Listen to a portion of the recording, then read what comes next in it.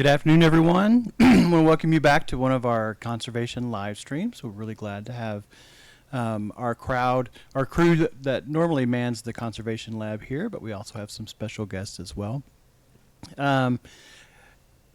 We have a special event going on in 2019 for called New Glass Now, which is coming up, and it involves a worldwide survey of what's going on in glass, and that brings up a lot of issues for people who happen to live in other parts of the world but need to get glass to us, and that involves packing. So we thought it'd be a good opportunity for us to kind of think about, how do we get glass from one place to the next. So I am not at all qualified to talk about that topic, but I have around me people who are. So I want to start by introducing our panelists, and I'll start with Steve Koob, who is our chief conservator here at the Corning Museum of Glass. And I'll let you kind of further the introduction, Steve.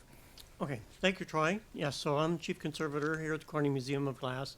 This is my 21st year here, and we've just started these live streamings last year, so we're very happy to reach out to people and hope that they will also reach out to us. So I will introduce my assistant conservator. Hi, I'm Leanne Uesato, and my major responsibility at the museum is the modern and contemporary glass. So a lot of new glass for me. All new glass. My name's Warren Bunn. I'm the Collections and Exhibitions Manager here at the museum, so I manage all aspects of the care and display of our collections and also loans in and out and exhibitions. And I'm Tom Oberg. I'm a preparator here and do a lot of packing and working on traveling stuff. So we're not actually going to do live packing today.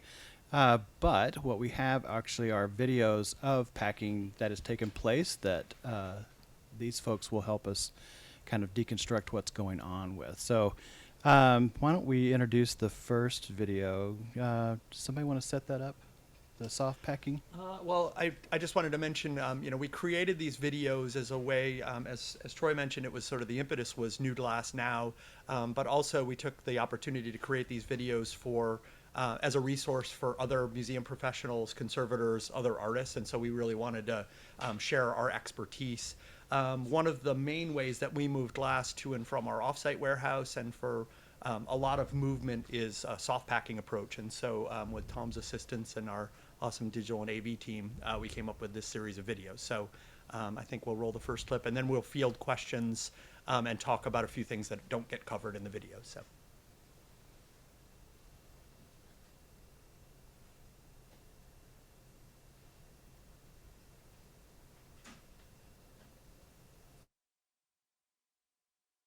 This video covers the materials and methods used for soft packing glass objects using the box within a box method. Arranged here are the tools and supplies we often use. Most of these items are common and easy to obtain, with a few exceptions. For instance, we use conservation-approved, museum-grade tissue for packing our collection objects, which can be expensive. A suitable alternative would be to use a dye-free tissue paper, which can be found at most craft stores. Clear packing tape, blue painter's tape, tape measure, notepad and markers will come in handy, utility knife, scissors, bagged styrofoam peanuts, Tyvek, plastic sheeting, bubble wrap, and a 2-inch thick piece of foam. Before packing begins, thoroughly assess each object. If your object has loose or detachable components, pack those individually. Typically, it's best to pack objects in the orientation they are meant to be displayed. The goal is to provide enough padding all around the object until you cannot feel any hard or sharp edges through the tissue. Once sufficiently padded, wrap a new layer of tissue around the object and secure with a colored masking tape such as blue painter's tape which is easier to remove from tissue when unpacking than, say, clear packing tape. For additional padding, you may also wrap the object again with bubble wrap. Now you are ready to pack. Pad the bottom of a box with a cut-to-size piece of foam if you have it. You can also use 2 to 4 inches of crumpled tissue or bubble wrap as a cushion.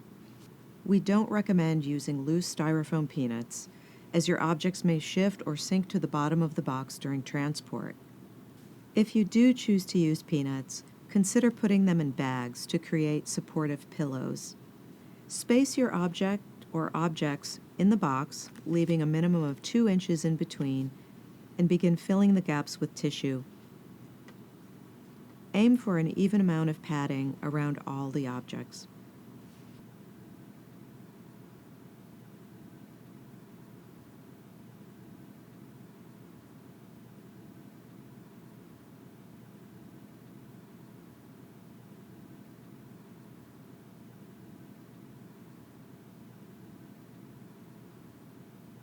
Now we are ready for the outer box, which serves to protect your packed object from puncture or shock during transport.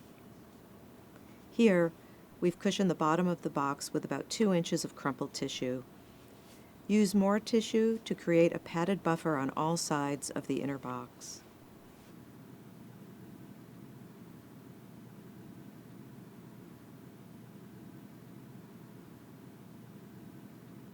Consider including a few unpacking guidelines before sealing the box. This is helpful, as while you may be the one packing your object, you will likely not be the one unpacking it. Providing specific guidelines offers added protection for your objects during the unpacking process.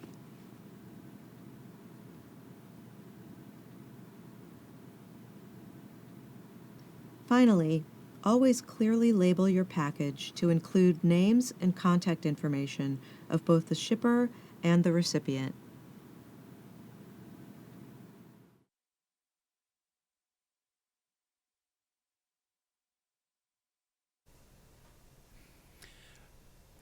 I personally find that so satisfying. I did not realize that actually packing videos could be so restful and meditative. I kind of just want to watch that on a loop for when I need a Zen moment. So, Very soothing. yeah, so some questions come up for me as I'm thinking about this. So soft packing, assuming that you need some sort of soft interior kind of packing material, but there are lots of those around there, and you seem to mention very specific ones. Why not ones that people have more available, like newspaper, or, what are? I'm curious, actually, what other things besides the perfect tissue paper have you seen come around objects as you've received them? Quite a variety of materials we've seen. A popular one that we receive from collectors and dealers are the sort of blue diapers that they tend to pack with. Yeah. One of our Everybody's got one of those our key handy. things is you have to really consider like what's coming in contact with the object. So that material, with newspapers, it's a highly acidic material, and you have ink, so that would come off on an object. So something that has like an acid etched surface, for example, you wouldn't want ink rubbing up against it in transit. And I think another thing is, if you're considering anything in transit, there's this vibration factor, and so if something is rubbing against the surface of the object, it would abrade the surface. So, we're really thinking about soft materials. You really have to sort of start with the object and think about, this thing needs to be handled and cared and packed in a certain way, and each one is completely different from the next, so there's no real one standard. Recently we had things come packed in saran wrap, which was not a wise material choice. Just putting out of the box saran wrap. It was packed, but the saran wrap was around the object, and it sort of felt like it was sort of a little like tight on the piece, and a okay. little more tension than I think we want. So the bubble kind of gives a little bit of give. Well, the tissue is that buffer between the bubble and the object too, so we Okay. don't want that right up against the surface of it. And tissue is a fairly common thing. You can pick up tissue at most any craft store, and then like materials. And Steve and I had a discussion the other day about neutral pH us for glass, that's what we want. Yeah, so we don't really opt for a buffered tissue or acid-free tissues, which are all usually just buffered to the alkaline level.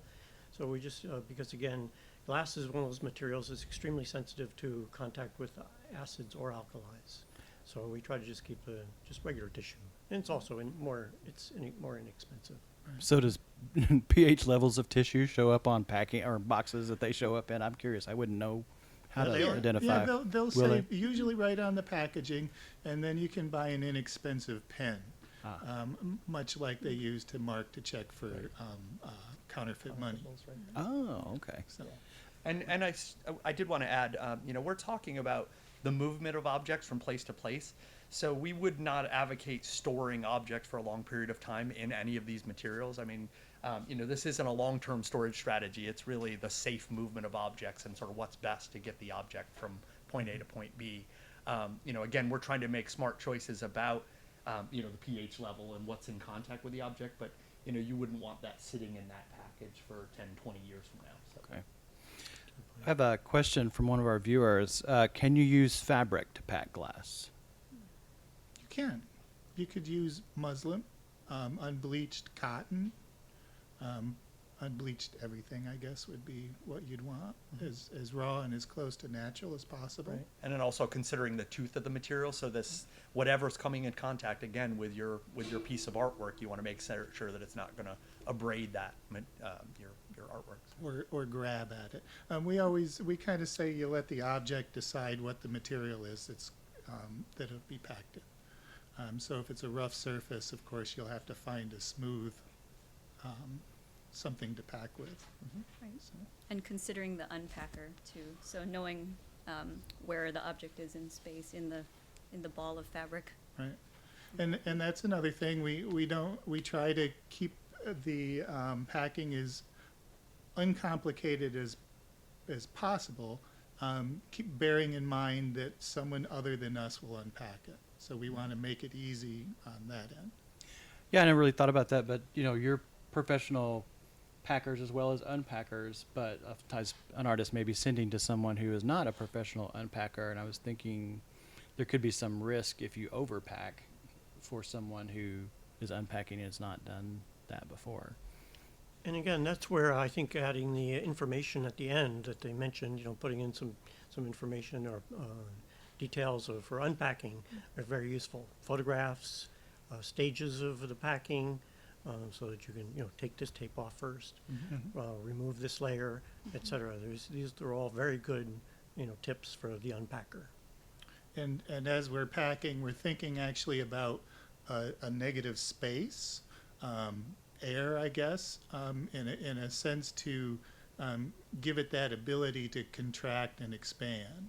So the tighter you pack something, the more you're transmitting the shock, the more you're transmitting the vibration that comes along with travel. So is that why you end up with 3 or 2 boxes that you're really kind of spreading the shock out over? Exactly. Okay. Yeah. Emphasis on the soft pack, and Right. there's enough sort of air space around it, and that box within a box allows some of the transfer of energy. And things poking into the box is Yeah. the Assume next the worst consideration. from Yeah. your shipper, and prepare to protect your object. Yeah, I'm not a great packer either. So You got to watch these videos. I know. I totally plan on it. And thank you yeah. for the question. It proves somebody's out there listening. So keep them Yay. coming. Zach. And yes, I actually want to make sure that everybody understands that this is a live feed, so we would love to have you kind of submit your questions. The Q&A. Amanda will hand them to me, and we'll get them on the air, and that's just what makes live fun. So, can we talk a bit about packing peanuts? So I know Well, I there. can take the lead on I was about to say, I know there's some strong opinions about packing peanuts here. Well, all my colleagues like to laugh because I have what I refer to as styrophobia. I cannot stand white styrofoam. And so, typically whenever we receive something packed in white styrofoam, I bag out and let them do the handling. But the peanuts is sort of it's a pretty common, inexpensive material. But it really doesn't support the object. So if you picture where we built those layers of tissue to sort of support the object, when you use peanuts, the object tends to sort of work its way down through there's sort of almost too much air between okay. them. And so actually Tom provide a has a demonstration. wonderful demo. Good segue. Yes. Would you like to move? I would like to. I'm going to move the object out of the way here so we are prepared. All right. So a simple demonstration is our coffee. A simple demonstration is the coffee cup, and we're going to go for a ride in a truck. And here we go. And as you can see, There's the pothole on There it 86 around Big Flats. all right, and it has disappeared. That's what happens. It'll just simply work its way to the bottom and be of no use because then it's just going to be bouncing on Oh. a hard surface. So one thing we have seen some packers do, and if you have to use the peanuts and you're not styrophobic, we've found that if you actually contain them into sort of smaller packages, so I think in the video you saw some Ziploc bags full of Ziploc peanuts, bags, they make good sort of adequate pillows, but you don't have the sort of the mess of having to clean it up, and you don't actually have the issue of the object settling in the box like that. So. And that's really thinking about the person at the end of having done packet. They're very messy. They're abrasive to the objects, and Is there a just waste disposal issue? not I mean, you not know, good for the they don't- environment. I think packing peanuts is too friendly a name for them. We should come up with something. Or- Oh, I have many names. well, and plus they're like the opposite of the Zen experience. I can't open a box of peanuts without them going everywhere, and it's very disturbing. But we could try the edible peanuts. Oh, yeah, okay. yeah. Cornstarch or Cornstarch, the yeah. dissolvable. I don't know. For Steve, the do you have Catholics opinions out on there. food and glass? Yeah, I'm not thrilled about the actual edible or dissolvable peanuts. Okay. Mainly Don't because eat again, the peanuts. if moisture becomes an issue and the box gets wet or something, you really do have a mess on your hands. Right. Yeah. And regardless of using the peanuts in a plastic container, they're still creating voids. The object still will work its way to the bottom.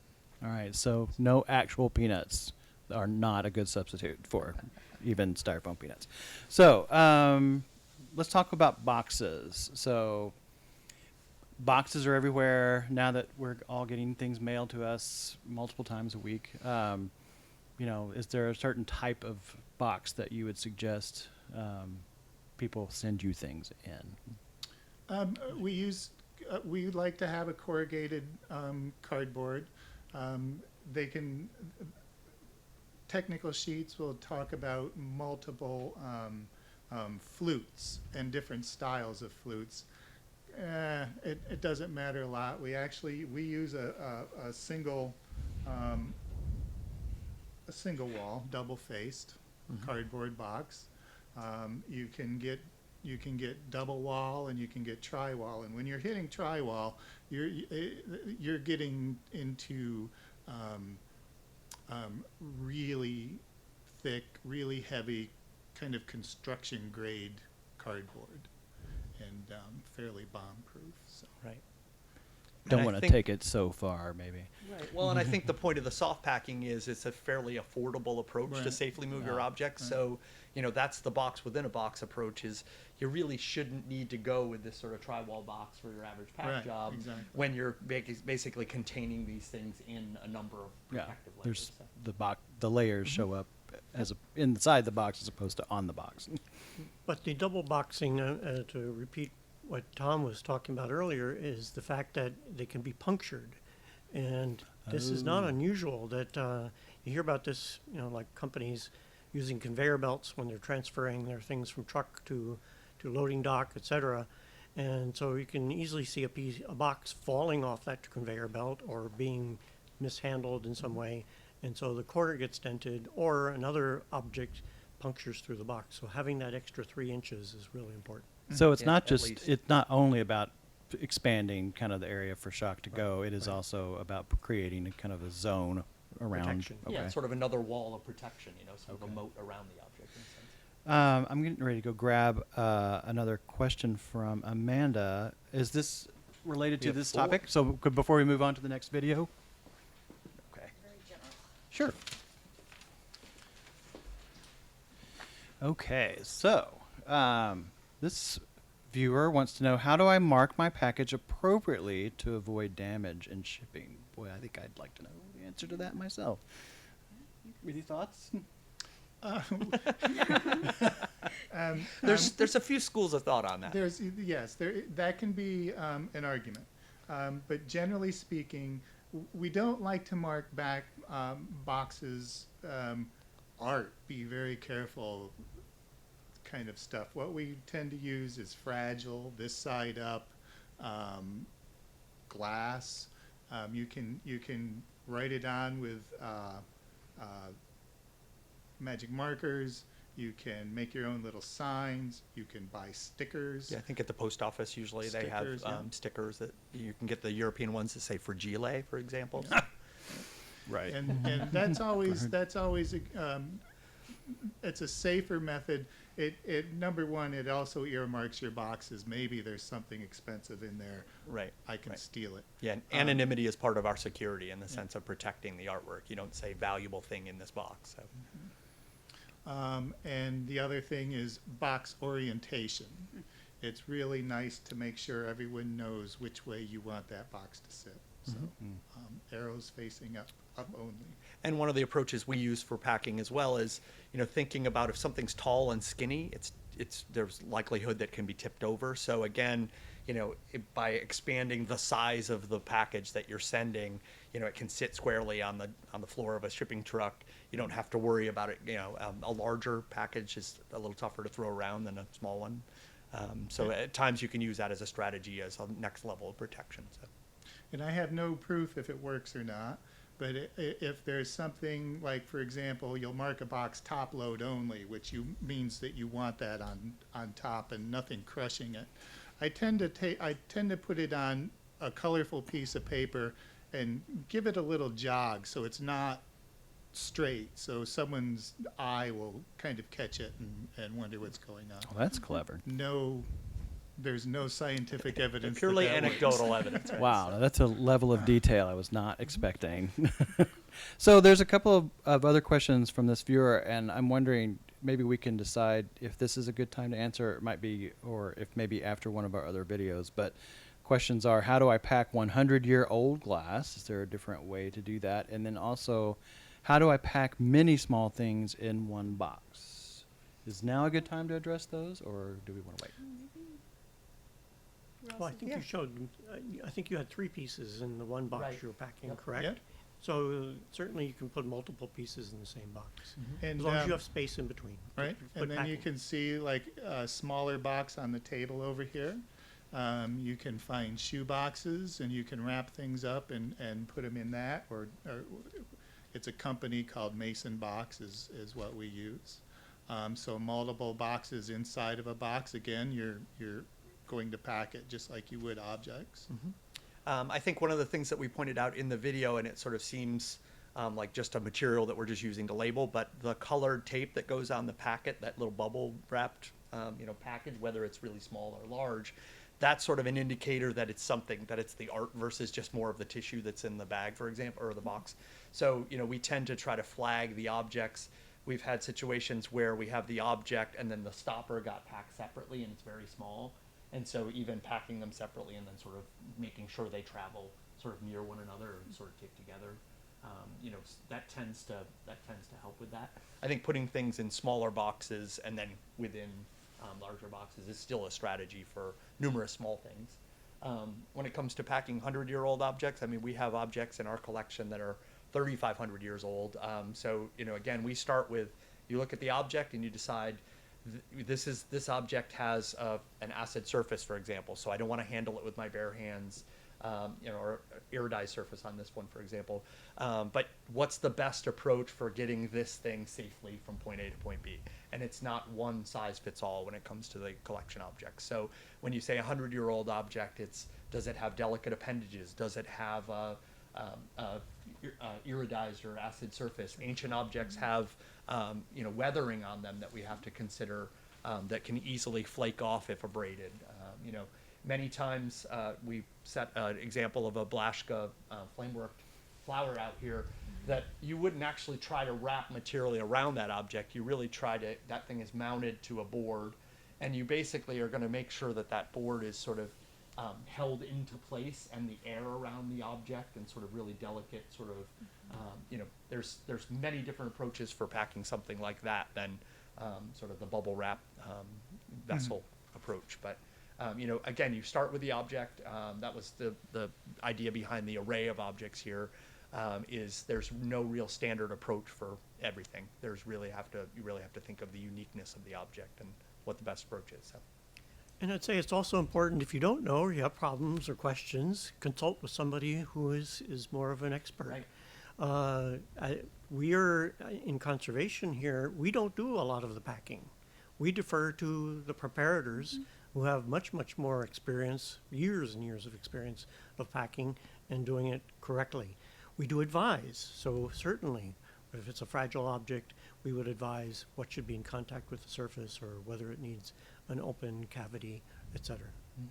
And the same goes, we walk right into conservation. That's why our areas are connected, is so that we have easy access to each other. There's always the odd piece that you just don't quite know what to do with. And we have tens of thousands of things in our collection, and you're always going to run into something that So let's switch gears a little bit. We've talked about soft packing. There's another packing technique called foam cavity. These all sound like post-surgery kind of conditions. But why don't we watch that video and then have a little conversation about that as well? Yeah, keep the questions coming. Yeah.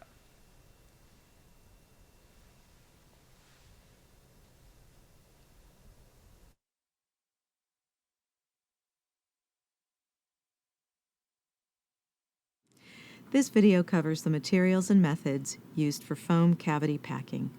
Cavity packing provides excellent protection for objects during long-distance travel. We will demonstrate by packing a few objects into a wooden crate. You may also use this approach for the box-within-a-box method shown in our previous video, soft packing. For the purposes of this video, we will repurpose an existing crate and have omitted the crate construction process. Here are some tools and materials used for cavity packing objects.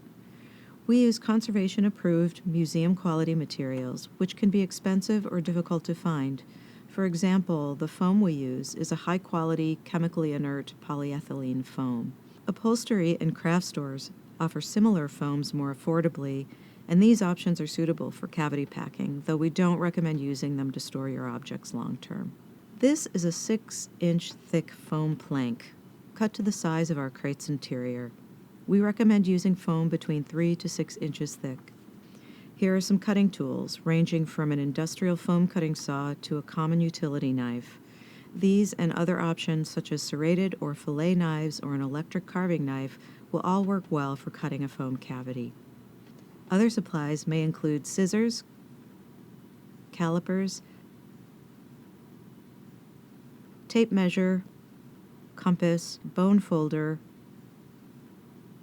coroplast or corrugated plastic sheeting, Tyvek, craft paper, foam core, and a hot glue gun.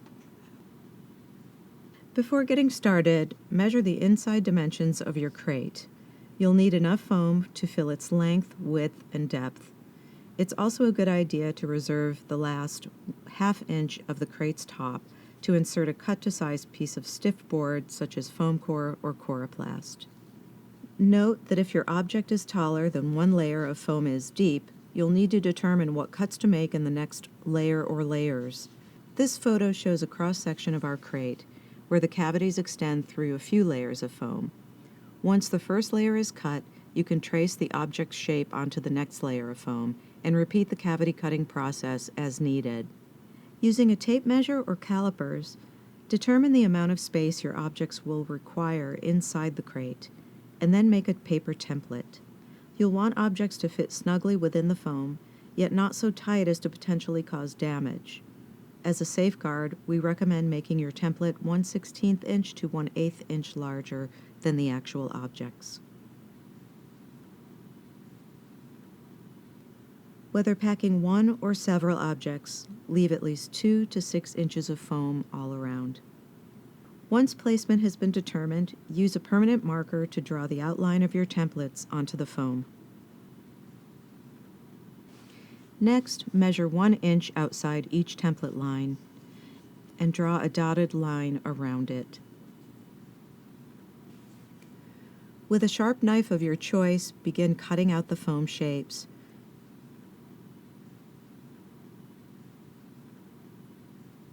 Try to remove foam in one piece, as you will be using some of this material later. Next, make a shallow slice on the dotted line, all around the edge of the cavity, with a depth relative to the thickness of your foam. On this 6-inch plank, we'll slice 1 to 2 inches deep. Repeat this step on the reverse side of the foam. Because foam can be abrasive to your objects, it's best to line each cavity with a soft material such as Tyvek or tissue paper. Cut the Tyvek or tissue into manageable strips. Tuck the ends into the shallow cut. A bone folder helps tuck the material into the foam evenly. You may opt to use hot glue dots to better secure the Tyvek or tissue to the foam. It's best to reserve enough space at the top and bottom of each cavity to fit a foam plug as added security for the object. Return to the foam you've just cut away and slice off sections. Wrap each in Tyvek or tissue and fit them with your object into each cavity.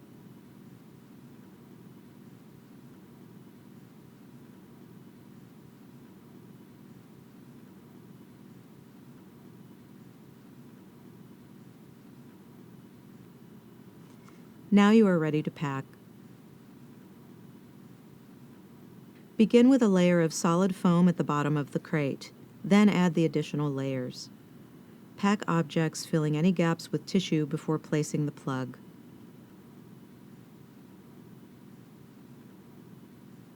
Top off with a stiff protective layer.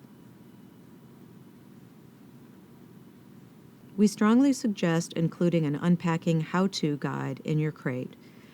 Though you may be the one packing your objects, you likely will not be the one unpacking them. Clear guidelines, as shown here, will alert the recipient of any special concerns to be mindful of during the unpacking process. Finally, always clearly mark your crate with the names and contact information of both the shipper and the recipient.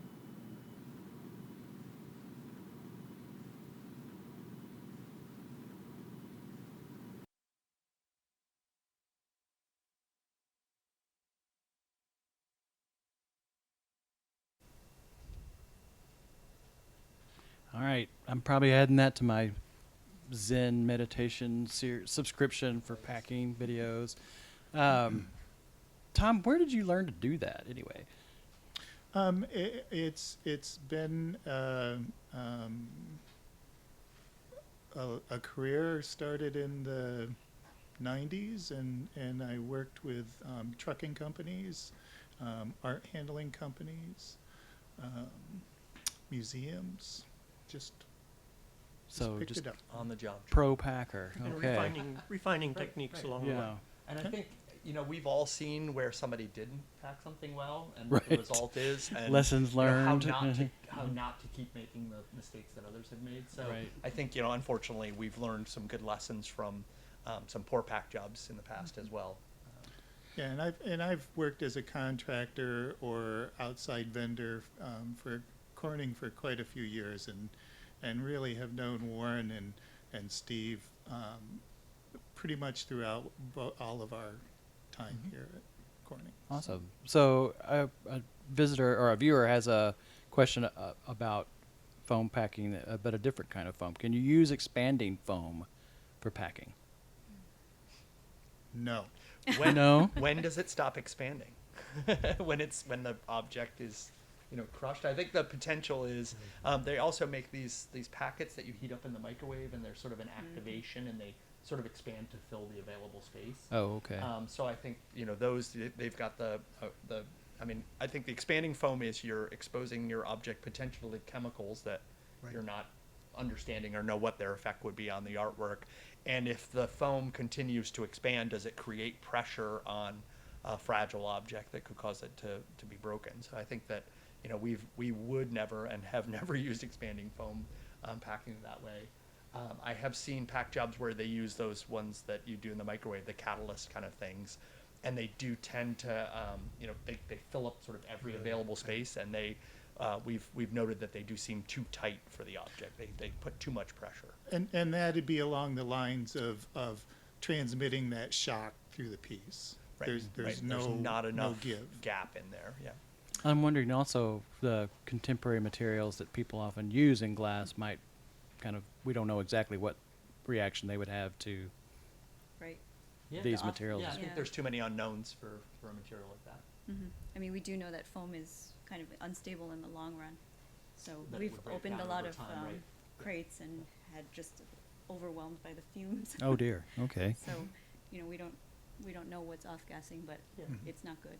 Well, At least- actually, that ties to a question the same or a different visitor or viewer had. I keep thinking of our viewers as visitors, and I guess they are. They're sort of visiting us online. So how do I pack blown Christmas ornaments, but for storage? So what are the differences between packing for storage versus packing for shipping? I'd say it's your turn. Okay.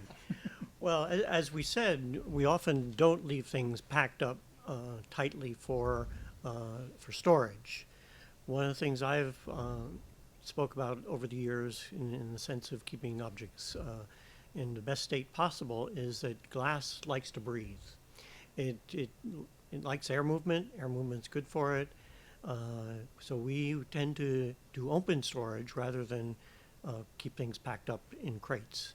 So if you come to our warehouse, you'll see that we have open shelving, which is padded. So it's more user friendly. These tables are padded. They're more for conservation use, and that's again to protect the object from impact or being scratched by being pulled across the table. But it also also allows easy finding, easy spotting of a piece if you're looking for a piece, and we can monitor it regularly, very easily, just by walking up and down the shelves. Same with display. We often, most of our pieces are open display, and every piece is visible. Well, that's for the public, but it's also so we can walk through every morning and see if anything has moved or anything has, changed in appearance over time. So we do have hundreds, if not thousands, of Christmas bulbs in our collection. We had a huge gift about 10 years ago after we did a little Christmas exhibition, and so that prompted a few people to give us some of their collections. This often happens. And some of them are in their original boxes. And you hate to get rid of the original boxes because they're part of the history as well. So we have kept them for the most part, but we do monitor them again. Because some of these things were not the best, cardboard or best paper of the time. They might be acidic. They might, again, be abrasive. There's many, many issues, again, with keeping things in their original packing. So I think that's, again, something where you should have somebody look at it on a regular basis and keep an eye on it. One of the things that's bad about glass is sealing it up. So if you actually seal it up, it can, in high humidity situations, it can sweat, and then you have real serious problems for the future. So it's, and again, sort of a case-by-case basis. A lot of the Christmas ornaments were iridized or foiled, so they have a very protective surface. But if that's compromised again, then the glass is exposed. So there's a lot of different issues. But we tend to defer to mostly open storage as much as possible. And I tell collectors, I mean, if you have a collection and you love your collection, you should have it out and you should see it. It's best Show it best off. for that. And that way you can also monitor it. Well, you bring up a good point about the surface of the object, and I'm wondering how you go about assessing the surface of the object. And you talked about let the object kind of tell you how it should be packed, and what are you looking for, and what are you listening for from the object to tell you? I'm going to turn this one to Leanne because she's actually become one of our experts in condition reporting and examining. Are you the each surface condition. whisperer? The surface whisperer, yes. Well, I know I've seen a lot of Lalique, and Yeah. that's acid etched, and there's some pigment embedded on the surface. So that would be one of the things that we're looking at in terms of how to not wrap it in tissue all crazy like. Or but not even touch it with your bare hands. Right, and we can't even handle. And Same with Blashka, a lot of fragile surface. Water-sensitive Water surfaces. sensitive pigments and adhesives and all of that. And there's pigment there too, it Yeah, looks like. and even deteriorated ancient glass where the weathering, which we call the deterioration products from burial, the iridized surface here, the weathering, is extremely sensitive to handling. So I'm only handling it from this very solid section of the glass, but even this is at risk. It just, even in tissue paper, basically. So as minimal handling as possible and as careful and open packing so we can keep an eye on it. So that people don't have to just unpack it and possibly distress the surface. Right. And again, we all have some level of expertise in looking at the surface to determine, what we're actually looking at. But at times, we defer to somebody with expertise. And so I would encourage everyone, if you're not sure, what your piece needs, don't just plow ahead and assume it's going to go well. Reach out to somebody who actually does have some level of expertise. We're happy to assist in, not necessarily doing the pack job, but at least pointing out the, how we would take the approach to safely undertake it. Our job is to make sure that glass is enjoyed and lives on into the future, not to be destroyed by sort of bad choices in packing. So. I want to circle back a little bit to the materials that you used during the foam cavity packing, which I'm actually impressed with how readily available a lot of these materials are, and how happy I was to see that electric carving knife, which is never is going to go away. It is always more useful than people think it's going to be. But the word Tyvek came up, and I'm not a DIYer, so I don't do home things, but it seemed to be something that you guys use a lot. Can you explain for the people who may not know what Tyvek is, what it is and where they get it? Well, so Tyvek is a building material that was developed by DuPont, and what it is it's a vapor barrier. So at a sort of a molecular or a sort of microscopic level, it allows for airflow, but water molecules are too big to pass through it. So basically, they use it as underneath roofing materials and within walls when you're building a house, those kind of things. We find that it's actually, not only does it still promote the air movement that we've been talking about, but it helps create sort of a surface that is not grippy. So you can actually slide it down into the foam. It allows for those cavities to be lined in a way that you can get things in and out easily. I don't know if you have anything to add on why we use the Tyvek in terms of the. Well, there's different types. We use, of Yes. course, Yep. conservation museum grade Tyvek. The reason why we don't use house wrap, to my understanding, is simply because it's printed with their logo. It has an ink and on the it, yeah. ink, there's concern that can off gas. Mm-hmm. As we're talking about these crates and the foam cavities, so we talked about the pH levels and using products that is inert as possible, meaning that they won't break down quickly. So there's this kind of inert quality of the materials. There's a neutral quality in its pH. And then what happens is this airflow, you're creating a microclimate inside of these boxes. So we want that to be as stable as possible. When we hire a trucking company, we'll do what we call climate control. So we're keeping the crates and the objects at a hopefully steady temperature. We bring them into our storage areas, and we let them sit, and then we let them acclimate to our world before we open them up, and that helps prevent the sweating and other associated problems. So the foam cavity goes a long way into buffering the outdoor climate, saving the indoor climate, and not making radical changes in climate. So the last two videos were really focused on kind of standard procedures that we use here and recommend for packing glass for shipping. We have another video that's more kind of related to what if you have a a more custom job. So maybe we can watch that and then talk about it. Yeah, so for artwork that doesn't necessarily fit in a really standard size box or things like that, so different approaches. So. All right, let's look at it.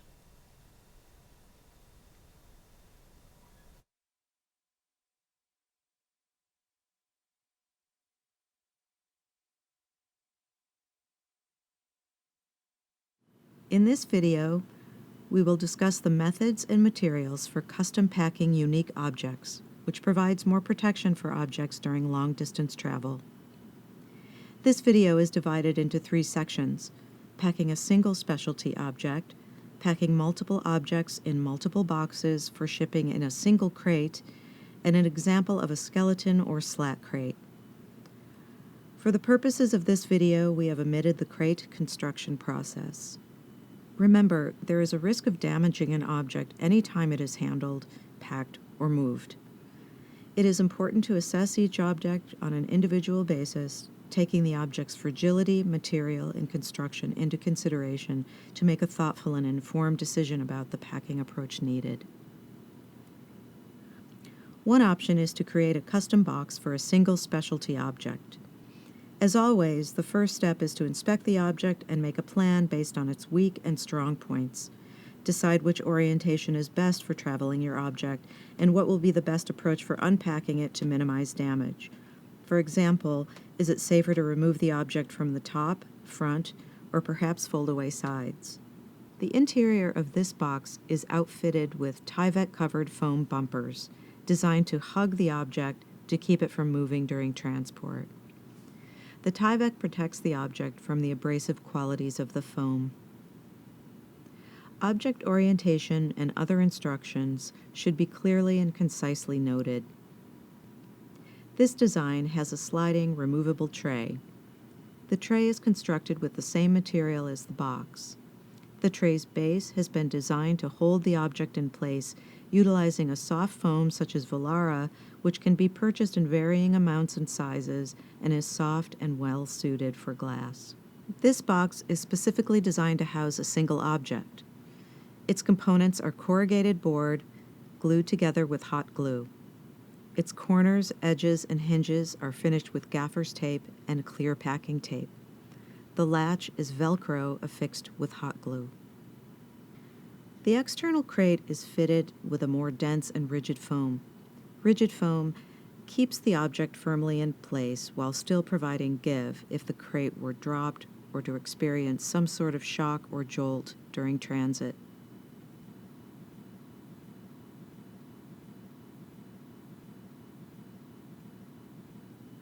The process we are about to demonstrate relates to our previous videos, soft packing and foam cavity packing. Many common carriers have weight and dimensional limitations, so it may be important to consider whether the overall weight of your shipment is reasonable for the carrier you've chosen. Here we have already measured, cut, and lined the box, so please refer to our previous videos, soft packing and foam cavity packing, for a more in-depth discussion of the packing process. Weight is also an important consideration when deciding the order of the boxes within the crate. The interior boxes are packed so that the heaviest box is on the bottom and the lightest box is on the top. Another consideration is how to close and seal a crate. Will the objects travel to multiple destinations or just one? Methods for sealing a crate include either Phillips or Torque head screws. Screws can also be purchased with a wafer head design. The skeleton or slat crate's design is such that the interior section is constructed to stabilize and hold the object in place, while the exterior crate slats are designed to protect the object and add rigidity to the crate. Interior slats are padded with foam facing the object, as the exterior slats are designed to be easily added or removed without sacrificing stability or compromising the object's safety. This type of crate, when it contains an art object, is most often shipped via an art or specialty shipper. The crate can also be shrink-wrapped to protect the object from the elements and dust accumulation. Foam core or Luan is occasionally used to sheathe the exterior for shipping or for long-term storage. It is important that your package be clearly labeled to include contact names of both the shipper and the recipient. Shipping with an art moving company is preferred over shipping with a common carrier, as packages will be better treated and trucks will generally have air ride suspension to protect against vibration and regulated temperature to protect against dramatic temperature or humidity changes. Remember to label your box or crate as fragile and specify the travel orientation marked with arrows pointing up to ensure that it is handled with care and shipped upright. If shipping with a common carrier like FedEx or USPS or UPS, do not label as art, as this will draw attention to its contents. Labels marked fragile are helpful, as are tip and tell and shock watch devices. Adding rope handles can also be a simple way of helping to ensure that your package is handled well.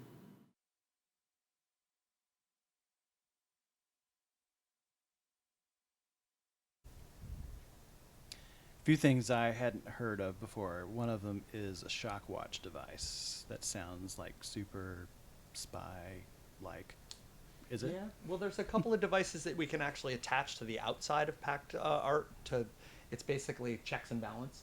So a shock watch is basically triggered. I mean, we could take one and throw it on the floor and show you, but basically it can indicate when the package has received a shock or been dropped. There's sort of a little red dot that shows up. Oh. The tilt one that we mentioned, actually, if you need something to travel flat and we're paying for fine art shipping to do what we've asked them to do, if it gets tipped too much, this sort of red sand or blue sand goes over into a little plastic sort of vial and shows that, it sort of tracks the history of its move. So Clever. you can actually get back, hey, this thing was dropped or this thing had been tipped further than we had Huh. paid you to do. So. Ooh. Well, speaking of paying particular types of handlers, and not everybody has access to art handlers, but what are the kinds of things you should consider if you're sending a piece of glass through the mail, if you're using commercial handler versus a trained art handler? What kinds of things should you Well, be I mean, thinking about? I think the point of these videos was to show that we use museum grade tested products, but trying to help people understand that you can use other more readily available products. And so the soft packing video goes right to the heart of, if you pack that object well and really consider its care, we prefer an art shipper because we sort of get some guarantees in terms of that we're paying, our mission is to protect the artwork. But I think that, if you follow guidelines in terms of making smart decisions about packing, shipping by, a carrier, the FedEx, one of those kind of carriers, typically your object should be fine in transit. Again, every object is, a unique experience. And so, we're not saying that nothing bad ever happens, but, typically if it's packed well, it can survive some of the challenges of shipment. So I'm noticing these two things at the end of the table over here that look like a radio The I worst had in the donuts we've ever 70s. Tell us about those. Our word for these are donuts. Oh. These actually go on the bottom of the crates. They have a color code system that will take it from let's see, I have little notes here, 20 to 35 pounds a piece up to 125 to 225 pounds. They can be added to a box that's inside of a box that'll give you that extra bit. And they also raise your crates and your boxes above the floor to allow for lifting devices to pick the crate up and move it safer.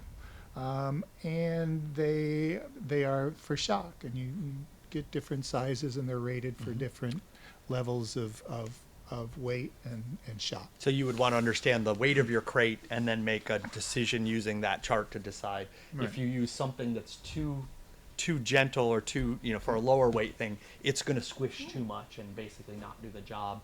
If you use something that's rated for, what was the highest rating one, was 200 and something, 250 pounds. The orange one. That one is not going to provide enough cushion if it's a light box. So you Okay. really need to make a smart decision about that. The other thing that's great about those is if your crate is going to end up in any location where there could be moisture or water on the floor, it gets it up off the floor, so you don't have to worry about water soaking into a crate or a package like that. So Okay. we definitely try to employ those when we're shipping international too, just that one extra level of cushion and support for the piece. So.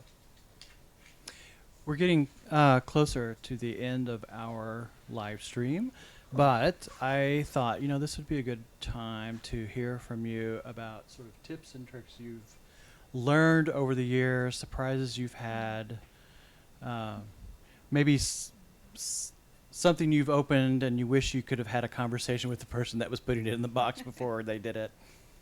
Does anything come to mind? I mean, one that comes to mind for me is, over the years, museums, when shipping very fragile, very valuable things, they would like to do what's called the hand carry. So a museum would take sort of a briefcase and a box, and you'd take that to the airport, and you'd pay to have it travel with you.